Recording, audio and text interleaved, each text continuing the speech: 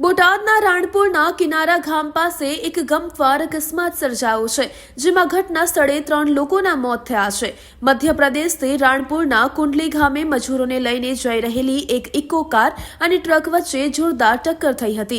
આ અકસ્માત એટલો ભયાનક હતો કે 3 વ્યક્તિઓના ઘટના સ્થળે જ કમકમાટી ભર્યા મોત નીપજ્યા હતા, જ્યારે અન્ય ઇજાગ્રસ્તોને તાત્કાલિક સારવાર માટે ખસેડવામાં આવ્યા હતા, જ્યાં સારવાર દરમિયાન વધુ એક 8 વર્ષની બાળકીનું મોત થયું હતું, જેમાં કુલ 4 લોકોના મોત થયા છે। ઘટનાની જાણ થતાં જ રાણપુર મામલતદારની ટીમ, પોલીસ કાફલો અને 108 એમ્બ્યુલન્સની ટુકડી તાત્કાલિક સ્થળ પર દોડી આવી હતી। અકસ્માતને પગલે હાઈવે પર લોકોના ટોળેટોળા ઉમટી પડ્યા હતા, જેના કારણે રોડ પર ટ્રાફિક જામની સ્થિતિ સર્જાઈ હતી। ઉલ્લેખનીય છે કે ધંધુકા રાણપુર પાળિયાદ હાઈવે અકસ્માતોનું હબ બની રહ્યો છે, જ્યાં અગાઉ પણ અનેક લોકોએ જીવ ગુમાવ્યા છે।